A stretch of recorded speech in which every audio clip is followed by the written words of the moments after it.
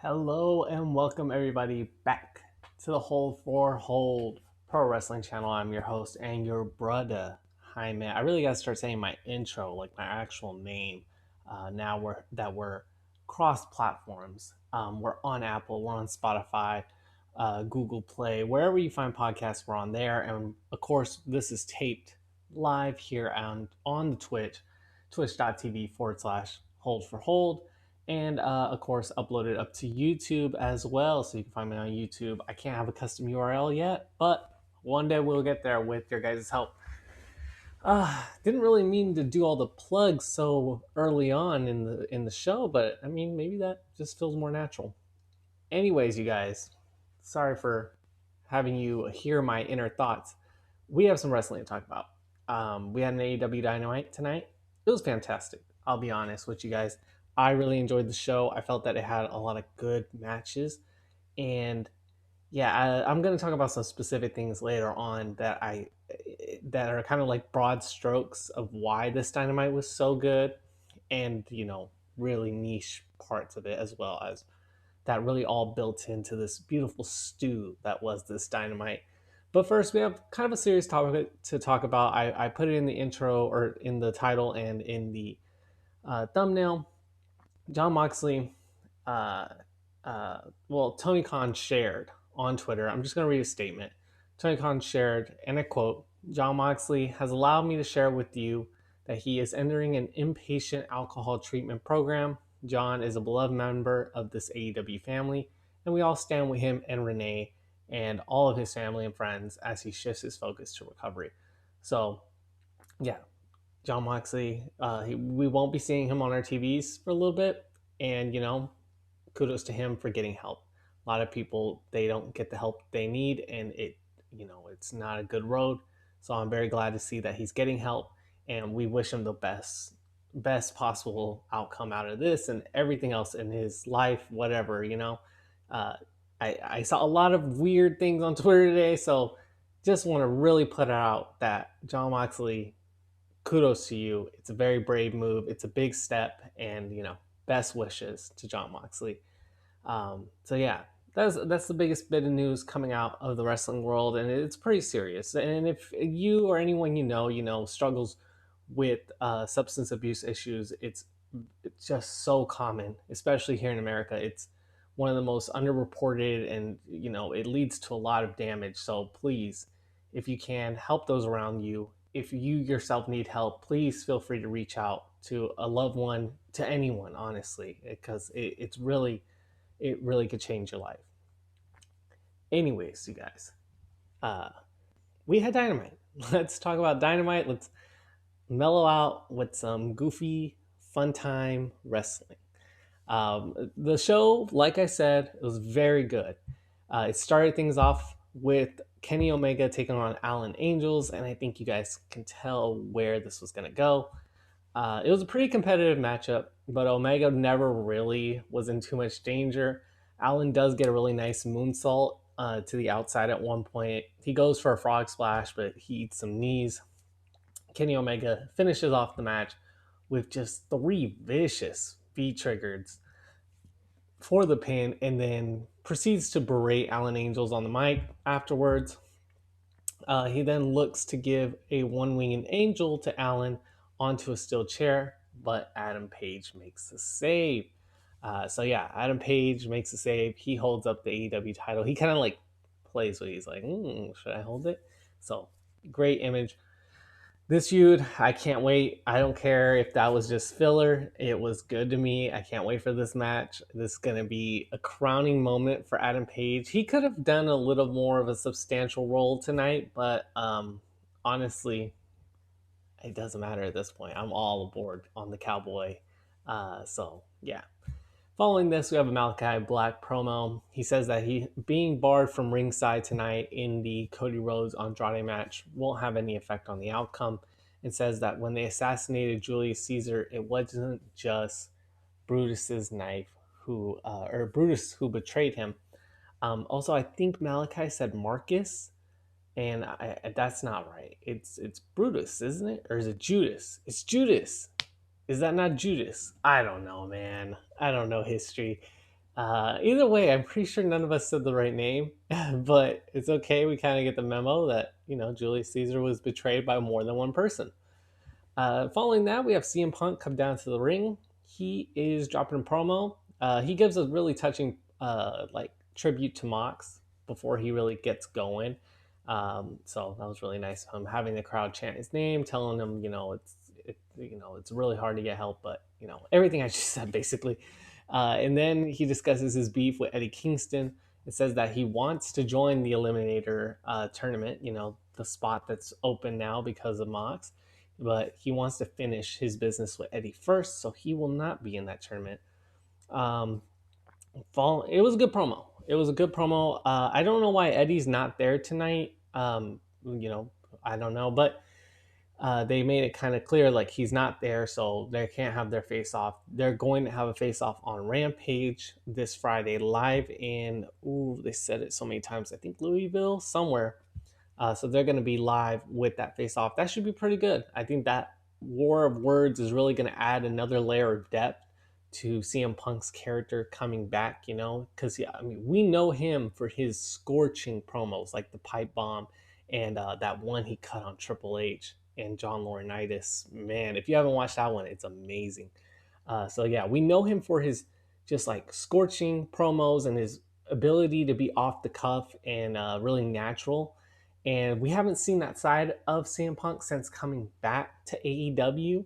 And I think this is going to be that. He's going to have to hold his own verbally with Eddie Kingston. And it should be very interesting to see. It's going to be a good promo now. I'm really thinking about it. Because even just seeing what was it on Rampage? Yeah, I think it was Rampage. Or maybe Dynamite. No, it was Rampage. On Rampage, after Eddie, lost to Danielson and he interrupts CM Punk's promo or interview, just the natural interaction they had right there was really good stuff. And it are already added to CM Punk's character. So, yeah, in-ring promo, it's going to be good. Following that, though, we do hear from the man who is going to be in that Eliminator tournament now, filling in for Jon Moxley. It's Miro. I love Miro. We all know that Miro is God's favorite champion, but he doesn't anymore. He is, having a crisis with his God. He questions his God's intention of putting him in this tournament. But at the end of the day, he still wants to win it. He still thinks he's going to win it, but he does question God's intention putting him in it. I thought that was really good stuff. Miro makes the most out of the shortest amount of time he could possibly do. And his promo work is career-defining work right now. I think people are going to be studying this for years to come. Following that, we have the Super Kliq getting interviewed. They're interrupted by Christian. Christian gets in their face, and the Super Kliq are like, bro, it's 3 against 1. You might want to walk away right now. They look behind them. It's Luchasaurus. They all start to brawl. Adam Cole. This gets messy, guys. This gets really messy. They're brawling in backstage, and then they come out into like the ramp area and the entrance set. So they're brawling up there. Jungle Boy makes a surprise dive from the stage to the floor. It does eventually end with Adam Cole in the snare trap from Jungle Boy, and Christian delivers a concerto to Adam Cole. Pretty vicious. I was not expecting to see that. It's it's kind of a more serious take on this feud now. They're upping the stakes, upping the violence even.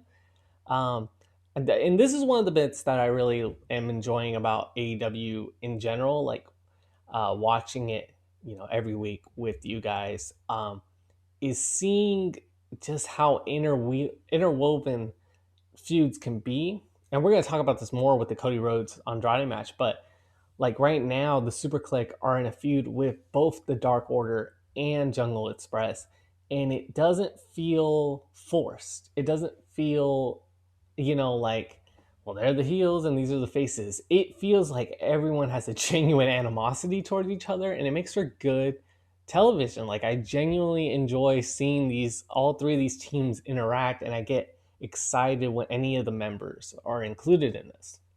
So yeah, Christian delivers a concerto. that sets a message right there. And Adam Cole has a match on Friday against Johnny Hungy, so I don't know if he's gonna win that anymore, to be honest. But following that, we have Ruby Soho and Kris Statlander having like one of those Drake and Josh esque promos, and they're just giving each other props, really. And it kind of ends with I think it ends with Ruby Soho just acknowledging like Kris Statlander is going to be her toughest opponent or something. So, should be a good match. Should be a good match. I don't know who's going to walk away in that one. I'm sure Ruby is. She's the bigger star, but Kris Statlander's great, So who knows? Following that, we have FTR. They sat on an open challenge for their AAA Tag Team Championships, and they are met with Samurai Del Sol and Aerostar, you guys. Aerostar, I had not gotten to watch a single match of his, but gosh, I've seen so many Twitter clips of him just falling off of ridiculously high things that I was so excited for this match. And Samurai Del Sol, if you remember Kalisto from WWE, which honestly, Kalisto and Rusev, formerly known as Rusev, Miro, had a great feud over the U.S. title that I thought was, like potentially setting up Kalisto to be kind of like the next underdog babyface. But as we all saw, it did not pan out. But tonight, they got a really good showcase match against FTR. FTR come to the ring wearing American flag and Mexican flag knee pads, which I really enjoyed. It's a really fun start to this match with, the lucha things. Aerostar gets tagged in. He does like 7 kip up flips. I've never seen someone do that many in a row. And it kind of looked like he was getting lost in the ring, and Dax would have to kind of move out of his way. But nonetheless, very impressive and very hard to do. We get a double plancha spot to the outside, and Aerostar nearly breaks his neck on this plancha. And JR even calls him out on it, but he's fine. FTR do regain control after Aerostar tries to do a double Rana onto both Cash and Dax, but they overpower him and kind of like send him into the ropes. Go to the break, we come back. Aerostar makes a comeback with the Swanton to the outside to Dax. And boy, the Swanton, he gets up on the top rope and hits. It looks like he's going to go for a moonsault on Cash Wheeler, who's laid out on the inside of the ring. But no, he does a full Swanton to the outside. And it kind of looked like his leg caught the barricade. And so he starts selling his leg, and I'm getting worried. But nonetheless, he comes back. He goes up top again and does hit Cash Wheeler. But not with a moonsault, with a reverse head drop is what Excalibur called it. Seemed like a coffin drop, but just more straight. Very interesting. I've never seen anyone do anything like that. We get a double pin situation after some Ranas from both Samurai and Aerostar. That gets them a 2. But the finish sees Cash Wheeler reversing a roll up, and he holds on to the ropes. And yeah, really fun match, you guys. Definitely, if you're not familiar, like I wasn't very familiar with Aerostar's work. This is a great showcase match to watch. Following that, we have Hikaru Shida receiving her 50th win trophy, but the celebration's kind of cut short because Nyla Rose and Vicky Guerrero interrupt, and Nyla basically says that Shida has hit a lot of obstacles along the way to her 50th win, but next week she's going to hit roadblock because they face off in the TBS tournament, and Nyla Rose is fairly confident she's going to win because of Hikaru Shida's bum knee. Following that, we have what I would like to call the bathroom break of the night. Inner Circle and American Top Team. Yeah, I'm kind of tired of hearing Judas now. I think it's a Pavlovian effect of I hear Judas and I think American Top Team is going to come out. So not good. Which, Judas is fun for the crowd. The live crowd loves Judas. They love to sing it. But I'm tired of hearing it because it just means I have to deal with damn Lambert.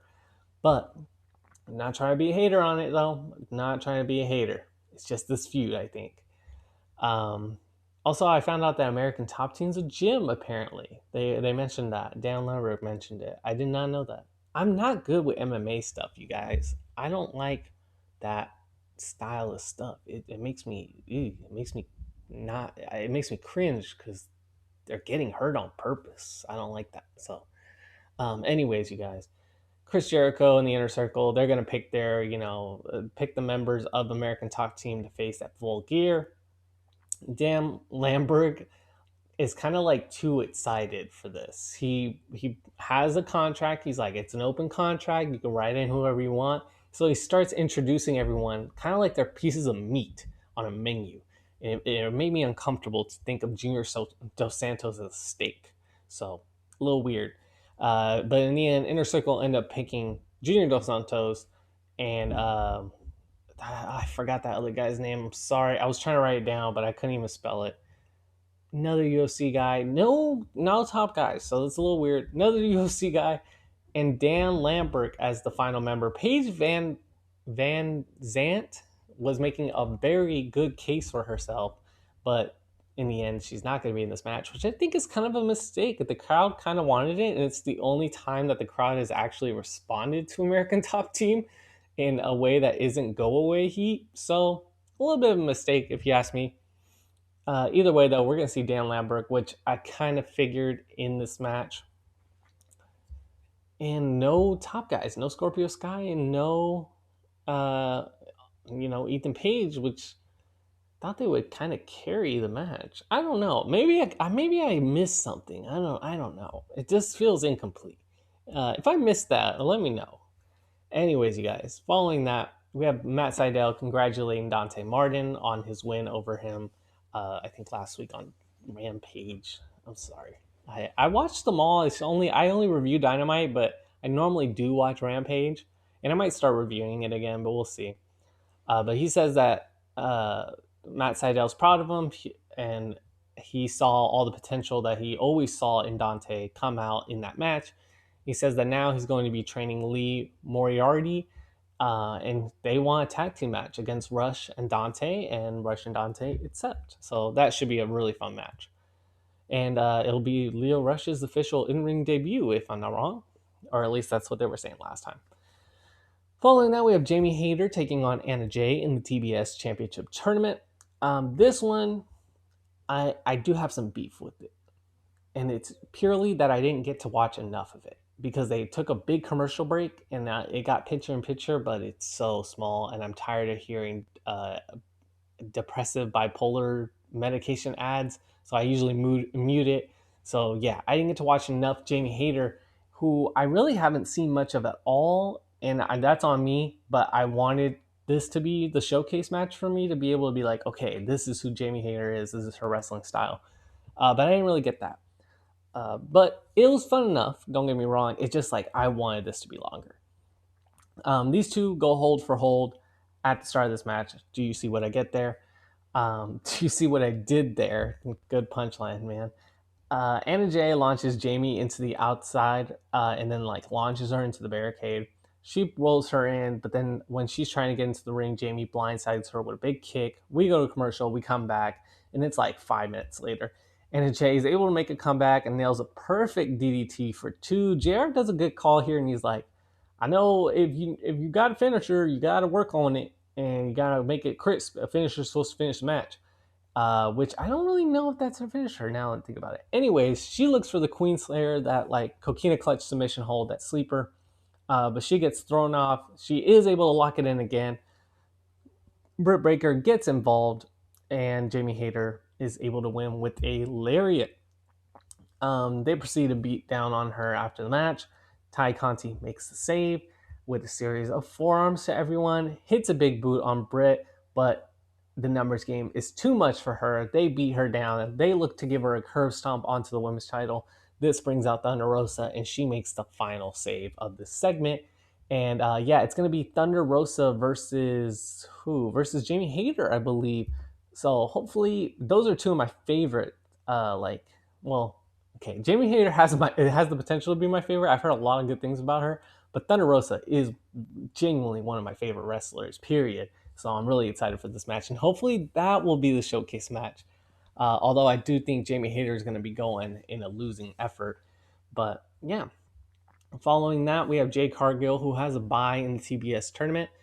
She's basically saying that it doesn't matter who she faces because she's going to win and turn the title into that bitch show, which I don't like that pun because I don't know. The show part is weird for a title. I don't know. Maybe that's just me. But as we know, she had to buy in the tournament, and so it's between the Bunny and Red Velvet. They're the final matchup to determine who will face Jade Cargill, which I think is just going to be Red Velvet.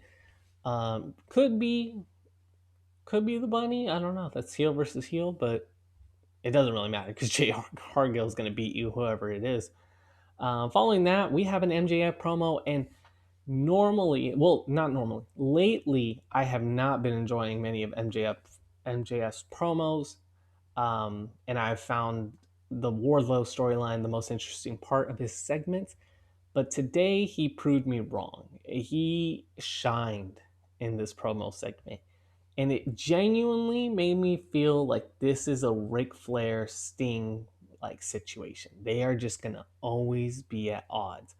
And it wasn't necessarily in anything they said specifically. It's just the attitudes and the characters that these two are, and just how they are with the crowd. It feels, and MJF does mention this later, that they are on the precipice of being legendary.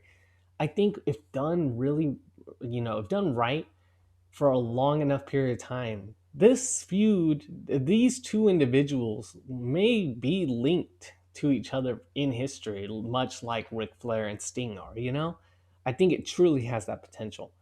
But anyways, MJF starts it off. He says, let's face it, Darby, this company doesn't work without us. We're the pillars of this company. These fans know who we are and what we'll become, and that's legendary. He says that he's the example of what these people can never become, and Darby is just one of them. You're just like them. You'll never fit in, and you'll never win. Darby, he's in the crowd this whole time, by the way, and they show him earlier, I think in the Lucha Tag Titles match, that he's been in the crowd the whole night, probably just having a nice $18 beer, $42 popcorn, just chilling. But he responds, he says, I am an outcast, and at Full Gear, we're going to have a wrestling match because I'm going to let all my anger out on you tonight. And this makes MJF like, nope, I'm not dealing with it. He retreats down to the ramp, but Sting comes out, forces him to turn around. Sting is also like flanked by a bunch of weird looking druids that are all just wearing like not even a Darby face mask. It's like Darby's face taped onto the side of their heads. Is really weird. We can't really see it, but Wardlow and Sean Spears tend to these druids. They're beating them up. But MJF and Darby Allin start to brawl in the crowd. Darby eventually kind of gets control near the barricade, and he like backs up a really far distance, gets a full sprint, and hits a lariat, sending them both crashing over the barricade. And it looked rough, guys. That looked rough. He looks for a coffin drop in the ring, but MJF runs off, and that's where we end the segment. And like I said, I really dug this promo. I think this is one of the best promos from MJF I've ever seen.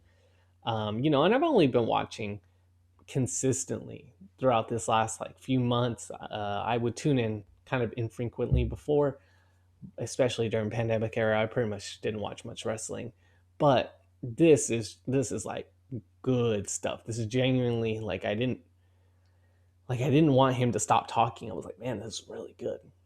But anyways, you guys, and I'm excited to see that match. That match is gonna be a killer. And in Darby's whole story, if you're not gonna break me mentally, we are gonna have a straight up wrestling match. Is so good. It's so simple, yet so it gives him so much it makes him feel dangerous, because now he's like, I'm gonna beat you up as much as I can and get all my aggression out now, so that way in the match I don't lose my cool. And I think that's really good. Following that, we have Andrade El Idolo taking on the Nightmare himself, Cody Rhodes. This is a really fun match. This is really good. As we all heard, Malaki Black barred from ringside, obviously. So, yeah, this is like a really good match. Andrade starts off the match with just a big slap to Cody's face. Loved it. I popped for it. Cody quickly strikes back. He counters a crossbody attempt with a drop kick out of midair. Cody then looks for the Cody Cutter, but Andrade like shoves him to the outside. We go to commercial. We come back. Andrade's been in control the entire break. Cody looks to make a comeback, but Andrade Cody looks to make a comeback, but he eats a Judas effect, which, man, I love Andrade's, like, the fake out back elbow, the fake out Judas effect that he does.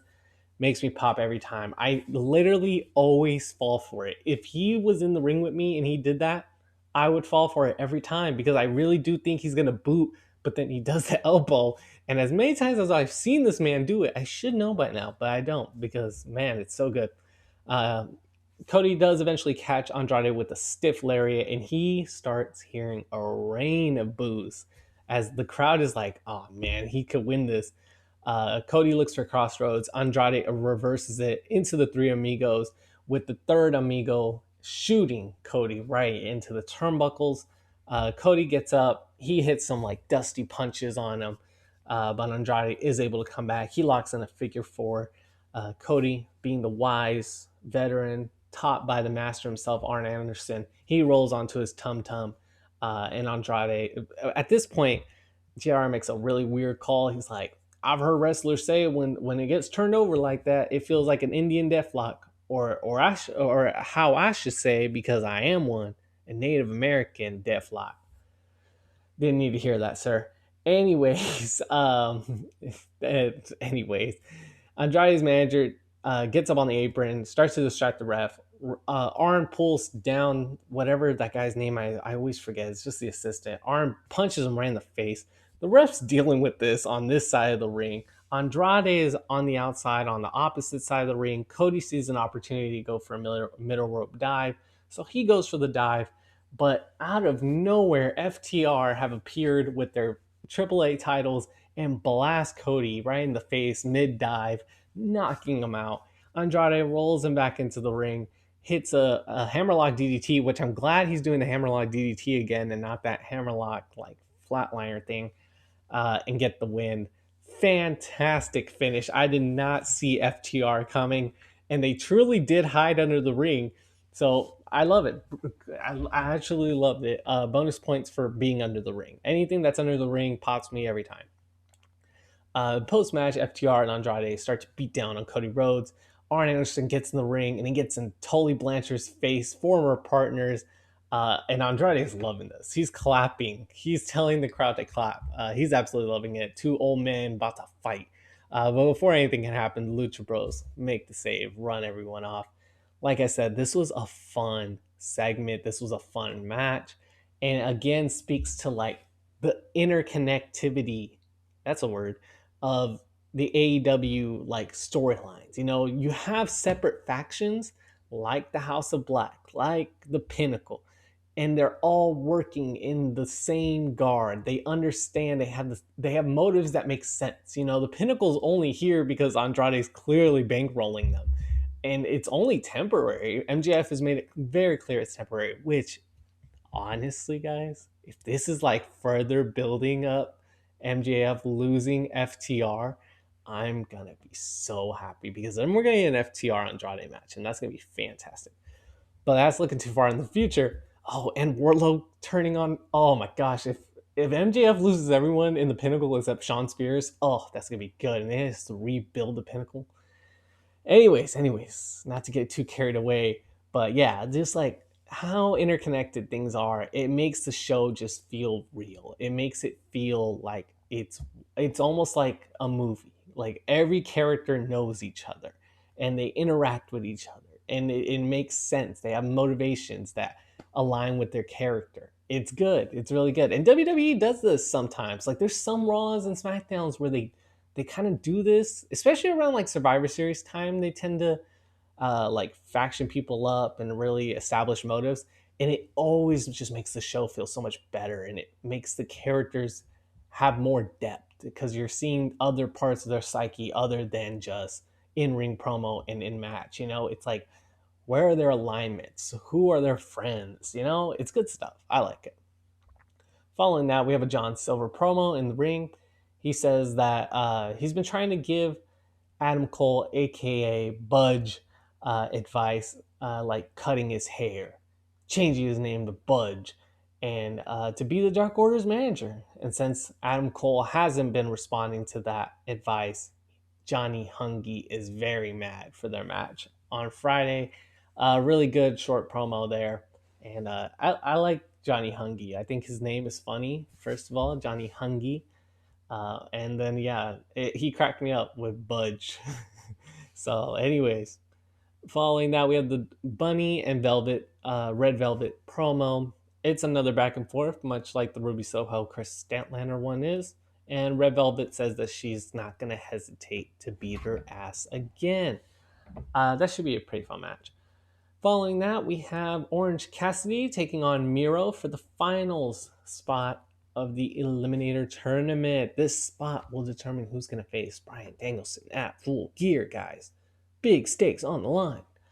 Bryan Danielson does come out on commentary for this matchup. Orange Cassidy has some rib tape on his stomach. They're attributing this to Matt Hardy delivering that leg drop through the table about a month ago, and then Powerhouse Hobbs doing like a torture rack and abdominal stretch on Orange Cassidy in their match. So, Orange Cassidy banged up. Also, Miro has like tape around his leg, but that didn't really come into play here. We get a lot of cat and mouse early on. Orange Cassidy trying to put his hands in his pocket, but he has to leave the ring to do it. Miro comes outside, tries to chase him. Orange Cassidy runs back in, does a middle rope dive, but Miro catches him for a belly-to-belly on the outside. We go to commercial. Miro has control during the entire break. We come back. Orange Cassidy comes back with a nice tornado DDT, which we all know now Miro's biggest weakness is his neck, so DDTs are really good. Miro bails out of the ring after Orange Cassidy was looking for his orange punch. Orange Cassidy then launches himself to the outside, and this drives himself and Miro through the Bellkeeper's table. Really nice spot. Miro barely makes the count. Orange Cassidy looks for another orange punch. Miro catches him with a belly-to-belly. Miro catches him with a knee, I think that time. Catches him with a knee. But somehow Orange Cassidy like just picks up Miro, hits an air raid crash, he's looking for another orange punch, but Miro nails him with the super kick and the game over for the win.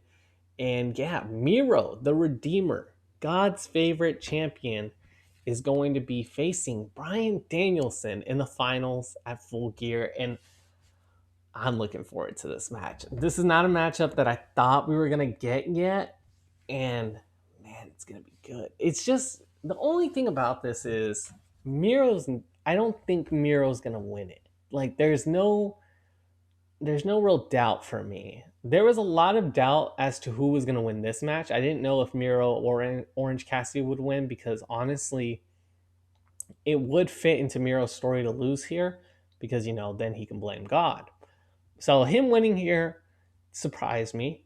And him facing Bryan, I don't know. I just don't see him beating Bryan. And I think, again, like I thought with this match, it's going to play into his story with God. He'll be like, you got me this close and then you let me fall at the last second, So I do think that this isn't going to be as much as, like up in the air as Moxley versus Danielson was, where I kind of thought Moxley was going to hand Danielson his first loss. And I just don't think the plan is the same anymore. I think Danielson will face, if I was booking it, he's going to face Hangman Page for that AEW title. And I kind of think that's where this is going, with Omega still somewhere in the mix. But yeah, I mean, it does have a lack of doubt, I guess, of surprise.